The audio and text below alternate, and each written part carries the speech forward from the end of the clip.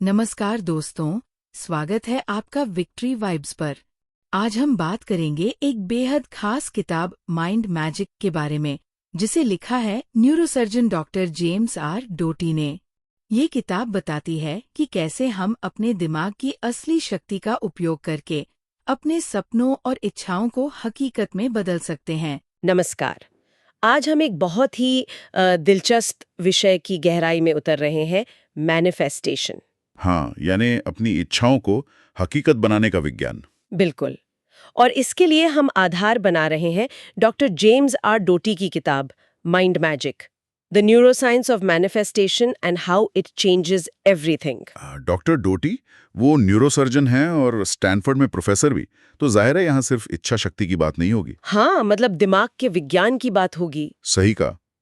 ये किताब इसी विचार को सामने रखती है कि कैसे ध्यान, विजुअलाइजेशन और खासकर करुणा जैसी तकनीकें ये वाकई हमारे मस्तिष्क की वायरिंग, उसके काम करने के तरीके को बदल सकती हैं। अच्छा, वायरिंग बदल सकती है। हाँ, और ये बदलाव सिर्फ हमें अपने लक्ष्य तक पहुंचाने में ही मदद नहीं करता, बल्कि इसका एक गहरा संबंध दूसरों की भलाई से भी जुड़ा है।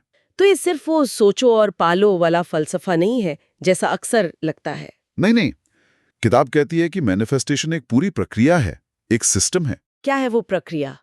पहले अपने इरादे, मतलब इंटेंशन, उसको साफ तौर पर पहचानना, फिर उसे अपने अवचेतन मन में गहराई से बैठाना, और उसके बाद खुलेपन और करुणा के साथ उस दिशा में कदम बढ़ाना। सुनने में तो सीधा लगता, पर आपने कहा विज्ञान है इसके पीछे। बिल्कुल, और वो विज्ञान जुड़ा है हमारे दिमाग के कुछ खास नेटवर्क से। ओके, कौन से नेटवर्क्स? जैसे एक है डिफॉल्ट मोड नेटवर्क। ये तब एक्टिव होता है जब हम अपने में खोए होते हैं, सोचते हैं, कल्पना करते हैं। अच्छा, डे ड्रीमिंग जैसा। हाँ, कुछ वैसा ही। फिर है सेलियंस नेटवर्क। ये जरूरी चीजों पर हमारा ध्यान खींचता है, जैसे भीड़ में किसी जाने पहचाने चेहरे को पहचान लेना। बिल्कुल वही। और फिर अटेंशन नेटवर्क हमें उसी जरूरी चीज पर ध्यान टिकाए रखने में मदद करता है, फोकस बनाए रखने के लिए। हाँ। और आखिर में सेंट्रल एग्जीक्यूटिव नेटवर्क, जो प्लानिंग और फैसले लेने का काम करता है। किताब कहती है कि इन सब में तालमेल बिठाना ही असली माइंड मैजिक है। अच्छा, तो ये तालमेल कैसे बिठाएं? किताब में कुछ तरीके बताए हैं? हाँ, 6 कदम बताए गए हैं। पहला है ध्यान केंद्रित करना। फोकस रखना आजकल बहुत मुश्किल है ये। बिल्कुल। किताब कहती है रोज अपने लक्ष्य लिखो, उन्हें विजुअलाइज करो। ये एक तरह से अटेंशन नेटवर्क की ट्रेनिंग है। आत्मविश्वास भी बढ़ता है। ठीक है, दूसरा कदम?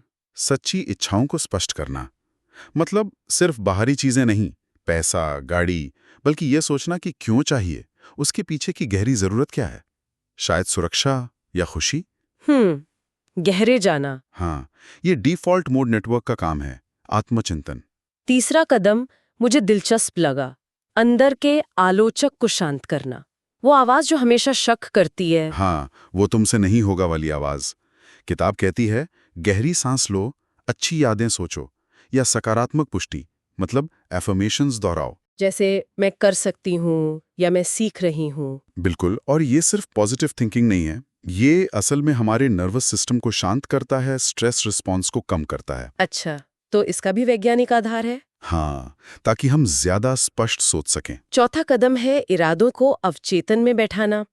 इसके लिए विजुअलाइजेशन की बात है, वो भी बहुत स्पष्ट। हाँ, विविड विजुअलाइजेशन, क्योंकि हमारा दिमाग वो कल्पना और असलियत में ज्यादा फर्क नहीं कर पाता। जब हम पूरी शिद्दत से कल्पना करते हैं तो दिमाग के वो हिस्से एक्टिव होते हैं जो असल में वो काम करते समय होते हैं। तो दिमाग उसे सच मानने लगता है एक तरह से। हाँ, वो इरादा मजबूत हो जाता है। पांचवा कदम है जुनून से इरादों का पीछा करना, मतलब एक्शन लेना। हाँ, सिर्फ सोचना काफी नहीं, इसमें माइक्रो विन्स की बात है। छोटी छोटी सफलताएं जो रास्ते में मिलती हैं, उन्हें पहचानना। और वो सिंक्रोनिसिटीज, वो अजीब संयोग। हाँ, सार्थक संयोग। जब आप फोकस होते हैं तो आपका सेलियंस नेटवर्क शायद इन मौकों को बेहतर पहचानने लगता है। दिलचस्प है। और आखिरी छठा कदम? सफलता के लिए खुलापन रखना, मतलब रिजल्ट जैसा सोचा था वैसा न भी मिले तो निराश न हो, लचीला रहें, नए रास्ते देखें। ये सारे कदम एक तरह से दिमाग की ट्रेनिंग हुए। बिल्कुल। किताब में कुछ अभ्यास भी हैं। रोज ध्यान करना, विजुअलाइजेशन स्क्रिप्ट लिखना, दूसरों के लिए अच्छा सोचना यानी करुणा का अभ्यास, और आभार जताना, ग्रैटिट्यूड जर्नलिंग। लेकिन एक सवाल है, क्या ये सब सिर्फ अपनी इच्छाएं पूरी करने के लिए है या कुछ और भी है? मेरे ख्याल से, और किताब का भी यही जोर है कि असली माइंड मैजिक तब होता है जब हम अपने इरादों को सिर्फ अपने फायदे के लिए नहीं बल्कि करुणा और दूसरों की भलाई से जोड़ते हैं। करुणा से जोड़ते हैं। हाँ, डॉक्टर डॉटी अपने अनुभव से बताते हैं कि जब लक्ष्य बड़ा होता है, दूसरों की मदद से जुड़ता है, तो इरादे की ताकत कई गुना बढ़ जाती है। तब दिमाग और दिल दोनों मिलकर काम करते हैं।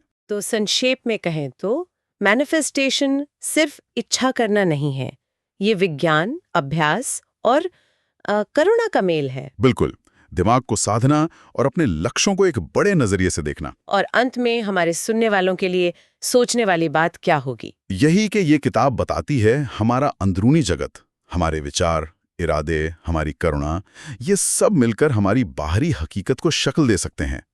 तो सोचिए, क्या बदलाव आ सकता है अगर लोग सिर्फ ये ना सोचें कि उन्हें क्या चाहिए, बल्कि ये भी सोचें कि क्यों चाहिए और उसका दूसरों पर क्या असर होगा। दोस्तों, ये था माइंड मैजिक किताब का विस्तृत सारांश।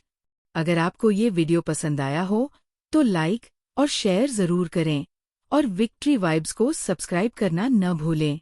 हम आपके लिए ऐसी ही प्रेरणादायक और जीवन परिवर्तनकारी कहानियां और किताबों के सारांश लाते रहेंगे। धन्यवाद।